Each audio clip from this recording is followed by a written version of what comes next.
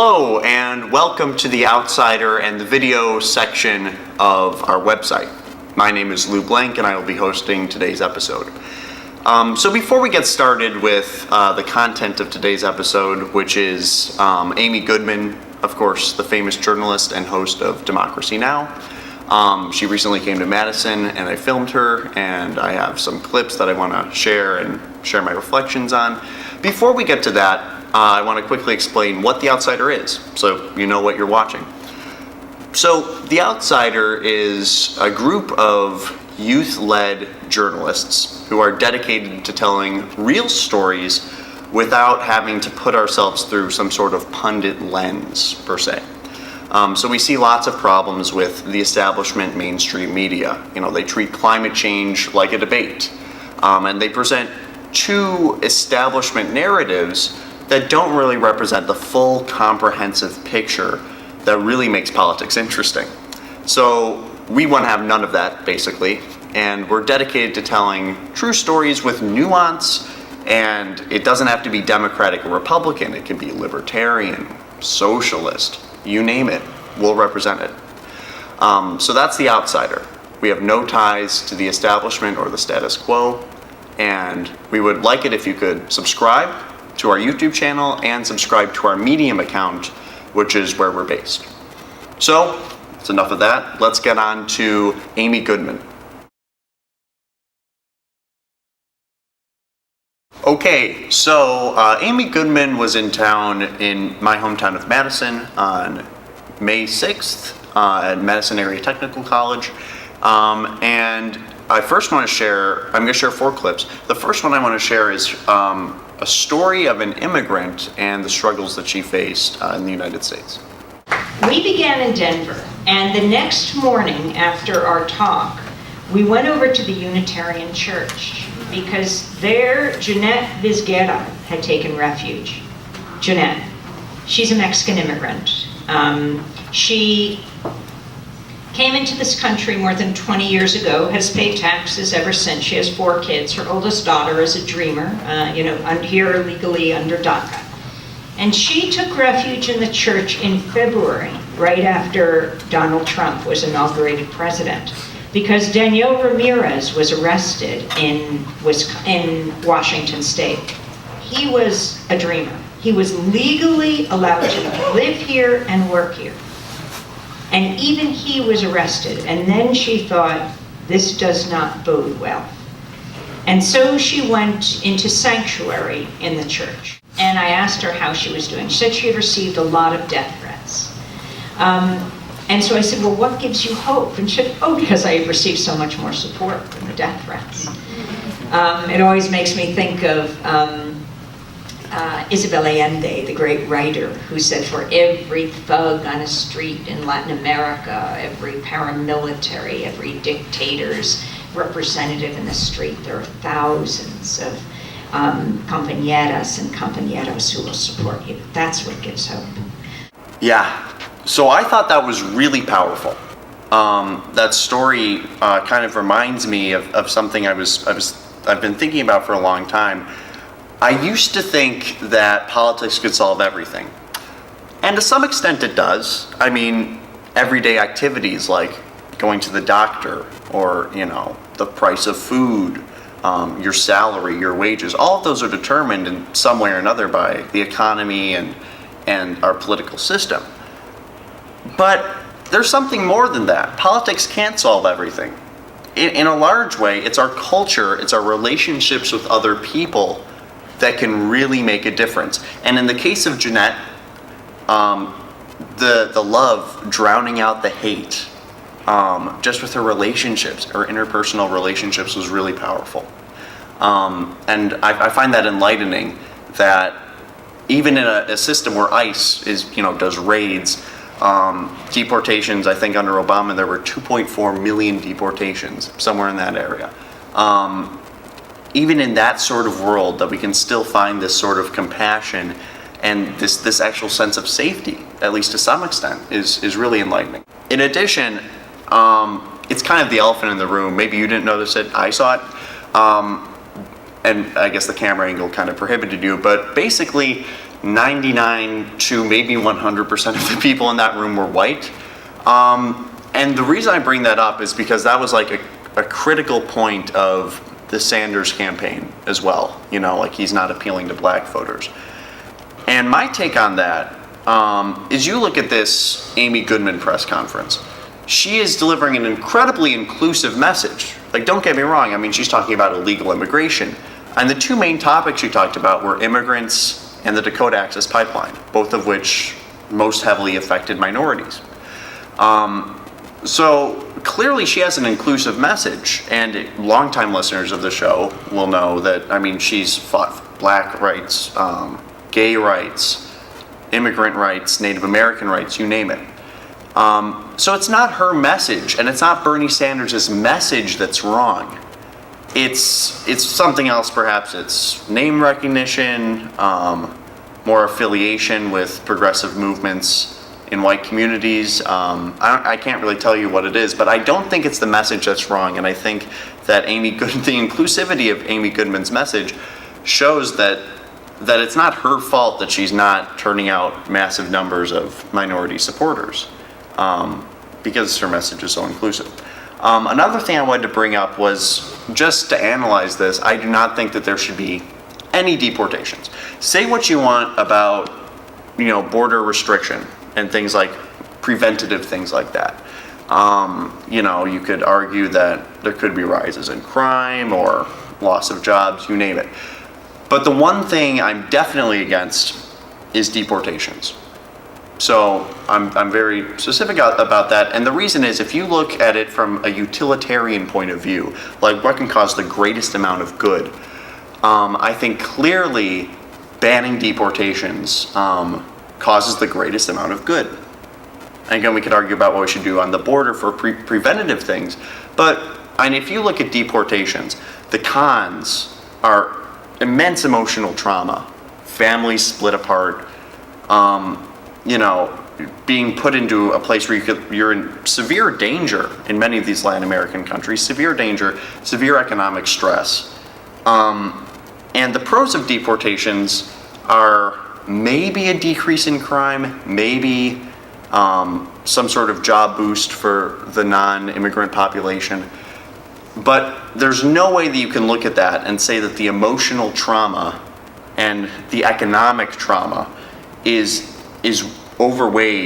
outweighed by the effect on the non-immigrant population. And there's no way I think that you can look at that. So now let's move on to the next segment, which is Amy Goodman's perspective on the media. Well, what we need the media to give us is the dictionary definition of static: criticism, opposition, unwanted interference. We need a media that covers power, not covers for power. We need a media that is the fourth estate, not for the state. And we need a media that covers the movements that create static and make history.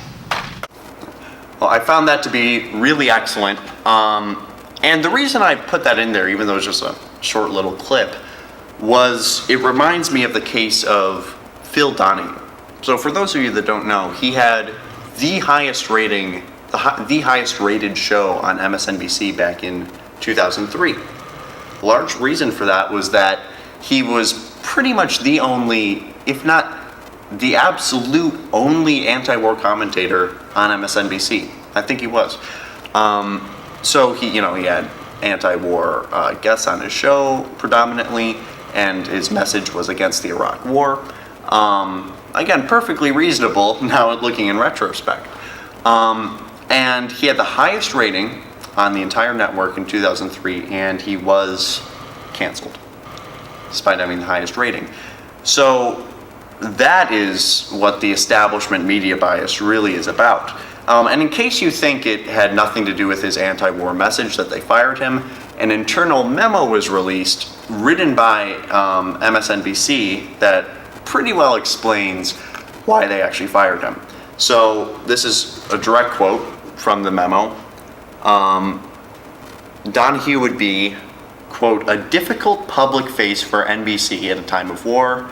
He seems to delight in presenting guests who are anti-war, anti-Bush, and skeptical of the administration's motives." yeah, that's kind of the point.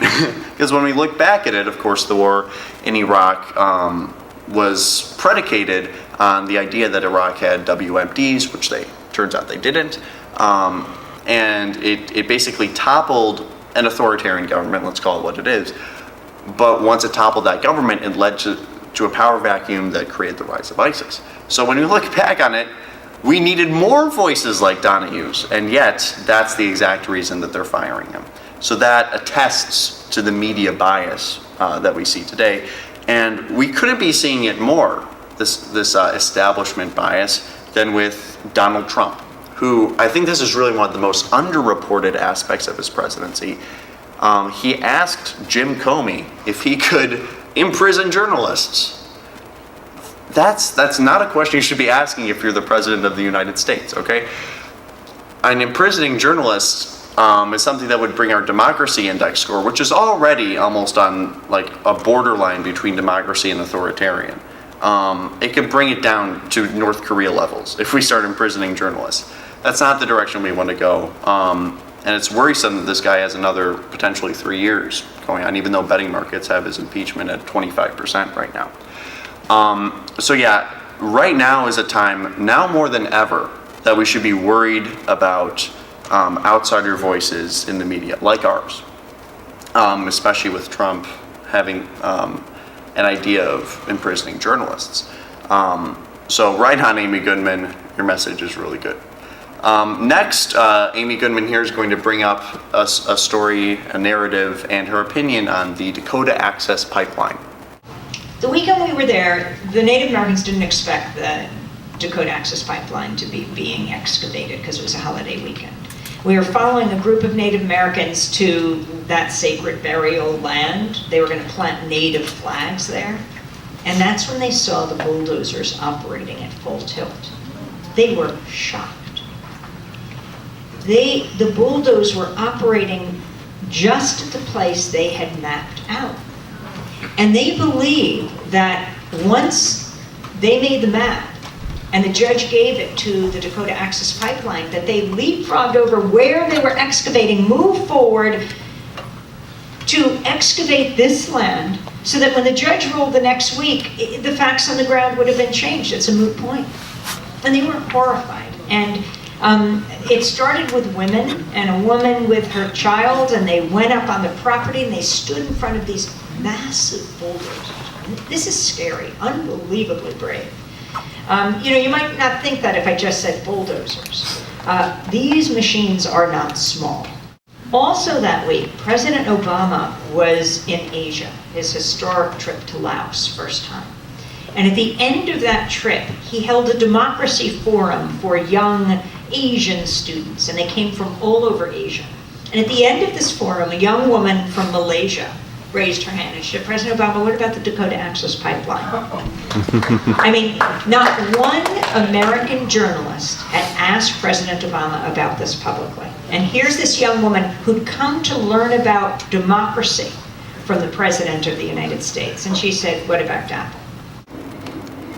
If that doesn't sound like Tiananmen Square to you, I don't know what does.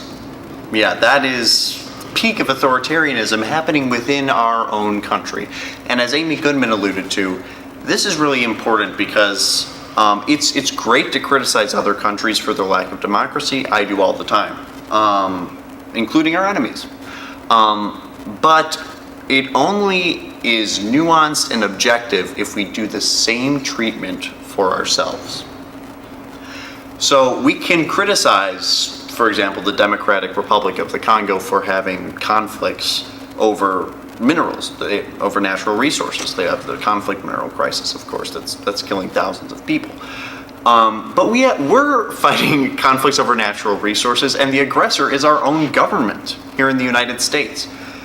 Similarly, we can criticize the authoritarian aspects of Iran, which is surely an imperfect country. But it's really hypocritical that we call them the world's largest state sponsor of terror, when we fund and arm, and one of our closest allies is the actual state sponsor of terror. I mean, which is of course Saudi Arabia. So 94% of terror worldwide is Wahhabi terror. And Iran is not a Wahhabi state. It is actually a Shia state, whereas Saudi Arabia is a Wahhabi state. And in fact, by arming the Syrian rebels directly and through Saudi Arabia, we are inadvertently, or possibly inadvertently, arming terrorists. Some reports have placed it up to as high as 60% of the Syrian rebels are terrorists, be it allegiance to al-Nusra, ISIS, or a different group that is labeled jihadist, Wahhabi group. Whereas just recently, just yesterday, Iran bombed ISIS because they have different ideologies. ISIS is, of course, Sunni, whereas Iran is Shia, and they have disputing ideologies. So are you going to say that the group that has a different opinion, Iran, that has a different opinion from 94% of all terror, which is Wahhabi terror, is a bigger state sponsor of terror than Saudi Arabia, which arms that 94% of all terror, which is Wahhabi, and is like the leading source of that and the birthplace of that Wahhabi terror? So yeah, we should take a look in the mirror, and also for lack of democracy. We criticize North Korea all the time, and rightfully so. We should criticize them for their authoritarian aspects. But at the same time, we have to recognize that we're not a very democratic country. We have a low score, relatively, compared to other Western countries on the democracy index.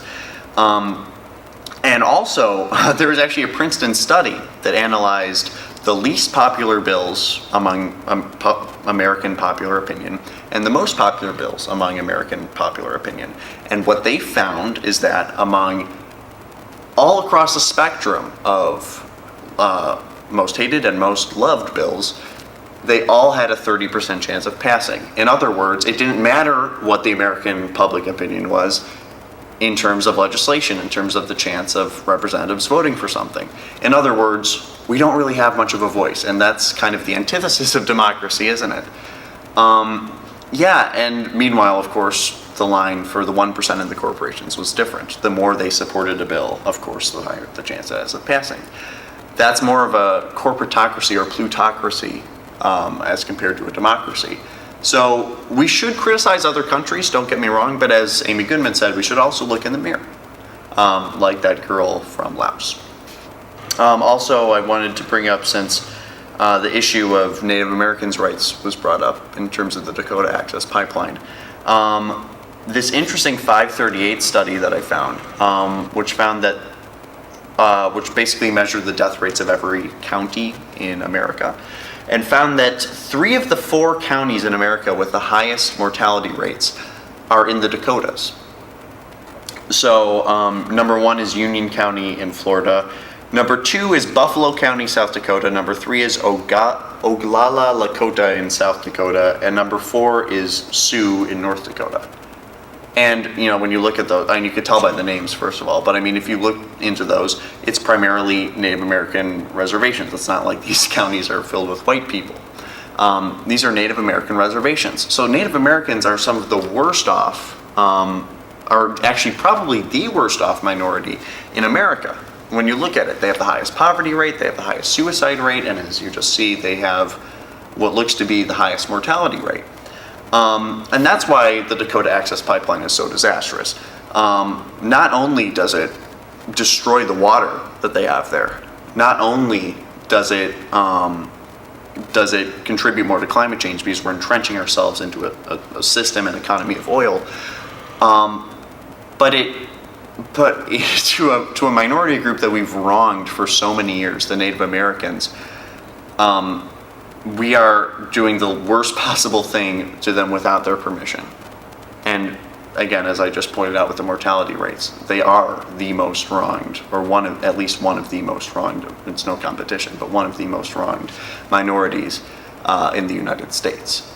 And with the Dakota Access Pipeline, we're disgustingly wronging them once again. So that's my opinion on that. Let's move on to segment 4, in which Amy Goodman shares her thoughts on President Obama. It wasn't Obama and Clinton that stopped the Keystone XL. It was the thousands of people all over this country putting tremendous pressure on the Obama administration. All of these progressive moves of the last 8 years have come through enormous organizing. I mean, President Obama, one of his first acts in office, first executive order, was to close Guantanamo, which is extremely important, but he didn't do it for 8 years. He expanded the wars in Iraq and Afghanistan, the drone strikes in Somalia. I was just in Minneapolis, the largest Somali community, I think, in the United States. Somalia, Yemen, Afghanistan. Any kind of pulling back that happened was because of the enormous pressure of the movements that make this country great. Yeah, this is a really good point. The reason I wanted to share this is because oftentimes among the general American public, our most beloved leaders are not typically those that are selected on some sort of calculus based on the merits of their policies, but rather they tend to be selected based on personality. Now, that's not the entire picture. Bernie Sanders' popularity was in a very large part due to his policies. So the American people really do care about policy, don't get me wrong. But in terms of especially partisan Democrats, it tends to be personality. I mean, we love Emmanuel Macron, we love Justin Trudeau, we love Barack Obama. But actually, when you look at their policies, they are not very progressive. Now, I happen to love the personalities of all three, and I think they're decent people, to be honest. But as Amy Goodman went into, Obama was incredibly neoconservative and neoliberal, but especially in his neoconservative, authoritarian rightist tendencies. He came into office with 4 interventions and left with 7.